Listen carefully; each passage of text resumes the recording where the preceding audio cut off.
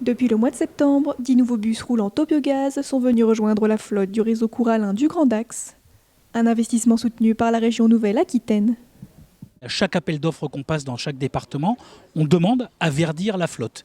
Et c'est chose faite dans 4 départements là, à cette rentrée, où on va avoir justement des propositions en biogaz notamment. Il y en a d'autres qui sont à l'électrique, il y en a d'autres qui sont avec du bioéthanol, d'autres avec de l'ED95. On a beaucoup de solutions. La différence, c'est qu'effectivement, on est sur le réseau de GRDF, on s'alimente sur le réseau de GRDF, mais qu'on injecte au fur et à mesure sur ce réseau du gaz issu de filières bio et qui permettent justement d'intégrer petit à petit dans ce réseau du gaz issu par exemple de la méthanisation et qui permet effectivement après derrière de pouvoir avoir du biogaz pour non seulement les véhicules de transport de voyageurs mais aussi pour le transport de marchandises puisqu'il y a de plus en plus de camions qui s'équipent aussi avec le biogaz.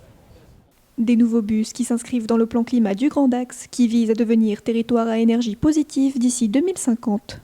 C'est un plan qui fait qu'en fait, à chaque fois que l'agglomération prend une décision, que ce soit pour les transports, que ce soit pour la collecte des ordures ménagères ou que ce soit sur tous les sujets, la voirie ou autre, la dimension environnementale soit prise en compte pour qu'on limite au maximum les émissions polluantes dans toutes les décisions qui sont prises. Et après plusieurs études, plusieurs diagnostics, il a été décidé de passer sur le gaz naturel afin d'avoir une source d'énergie qui permet de réduire pratiquement en totalité les particules fines, en grande partie le CO2 et de garder une autonomie intéressante puisque un bus qui est propulsé au GNV peut parcourir 500 km et donc faire ses tournées sans encombre.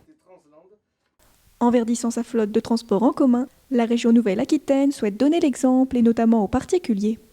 Quand les personnes vont voir les cars rouler au biogaz ou à d'autres, au bioéthanol ou à d'autres possibilités au niveau motorisation, les particuliers vont s'interroger en se disant mais pourquoi pas moi?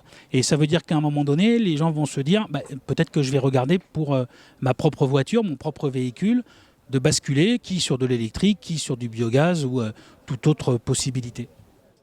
Une station GNV devrait prochainement voir le jour à Saint-Vincent-de-Paul et viendra compléter celle déjà présente sur le département. Il y en a une déjà sur l'agglomération montoise, une effectivement à Tyros, une à Castets. On est en train de travailler sur Pérorade et dans quelques semaines, il y en aura une sur l'agglomération d'Aquoise qui est en train d'être construite par la SPL. Chacun pourra venir faire son plein de biogaz là, à proximité dans l'agglomération.